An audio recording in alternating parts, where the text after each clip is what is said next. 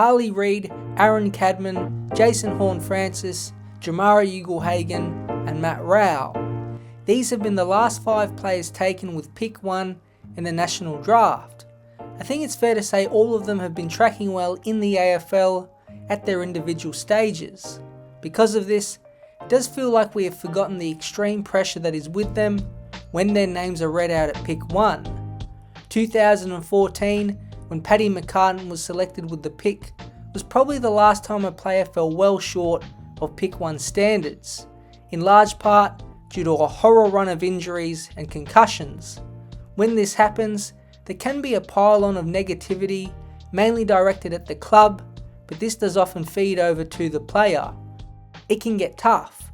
Ugle-Hagan in 2022 said this in an interview after playing a large number of his early games in the VFL.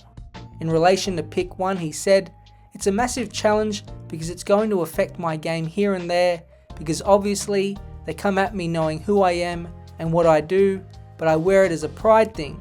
It will make me a better footballer." He said, "It, being the pressure, does get to you a bit here and there, but when I'm on the footy field I just forget.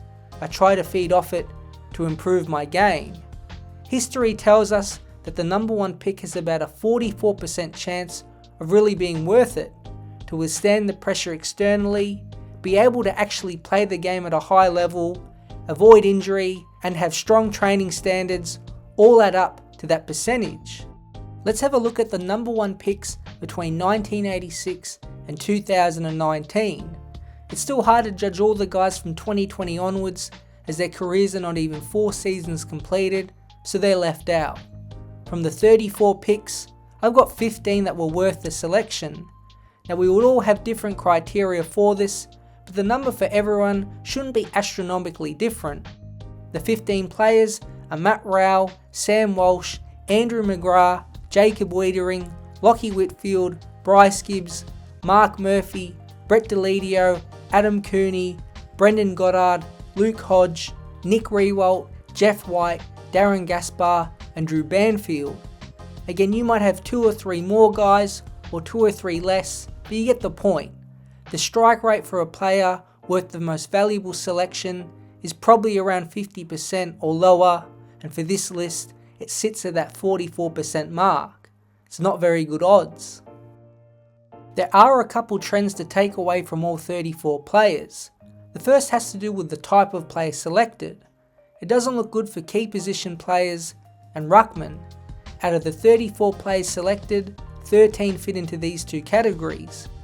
Richard Lounder, Stephen Hooper, Darren Gaspar, Jeff White, Michael Gardner, Josh Fraser, Nick Riewoldt, Matthew Cruiser, Jack Watts, Jonathan Patton, Tom Boyd, Paddy McCartan and Jacob Wiedering are the 13. If you go back to the original list of 15, it featured just 4 of these players in Gaspar, White, Riewoldt and Wiedering. Now it's not to say guys like Fraser, Cruiser or even Boyd weren't good or didn't have their moments, but through longevity and peak performance, do they really match the number 1 pick? You can even say Gaspar and White are a touch lucky to be in the 4.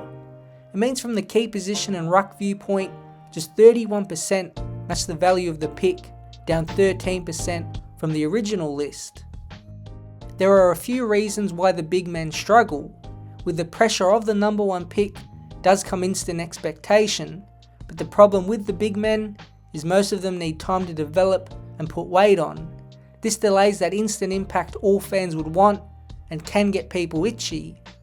We even saw it a bit with Ugle-Hagan, as people called for him to play in year 1 and year 2, but in hindsight, the best thing was done, as his time in the VFL helped him play every game in 2023 when he was physically up to it.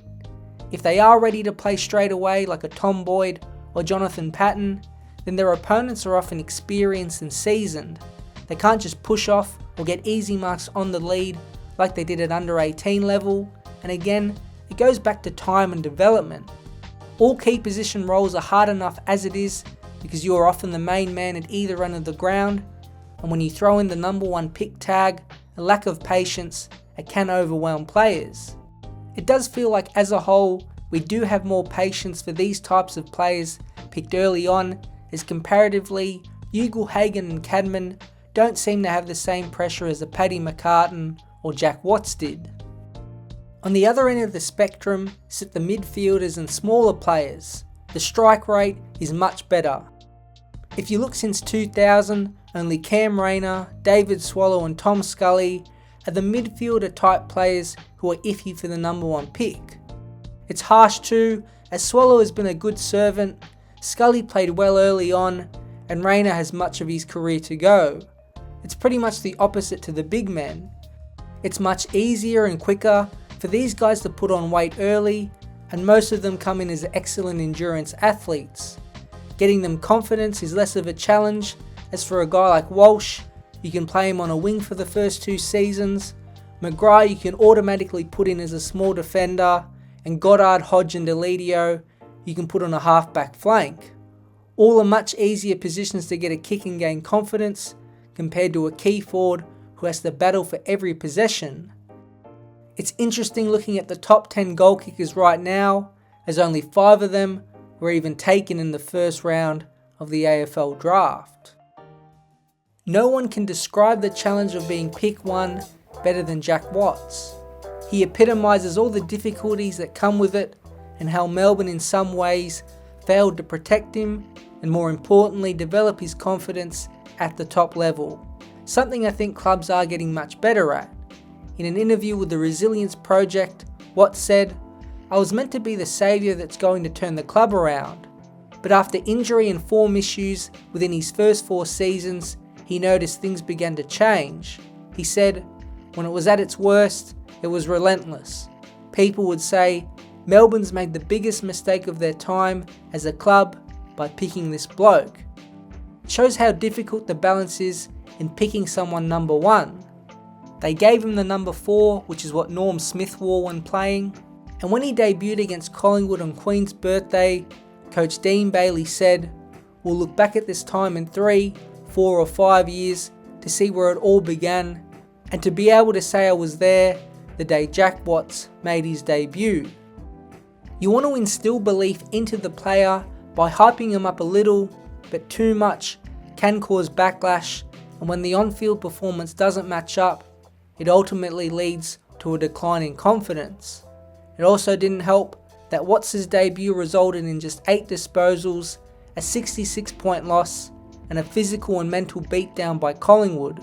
Looking back, he wasn't ready for the AFL at the time, and Melbourne probably rushed his debut to try and generate some hope around the football club.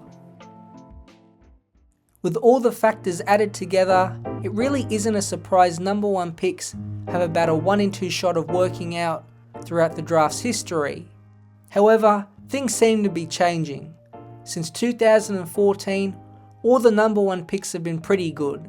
It helps the pathways of getting them ready quicker, and most would have an understanding of the commitment needed to be a great AFL player. They are more prepared to come into the system than generations before them. The AFL world has a much better understanding of the pressure on these kids, and the clubs are terrific at supporting and providing welfare. Still, history doesn't lie. For as valuable as the pick is, not every player has matched the tag of being the number 1 pick in the national draft.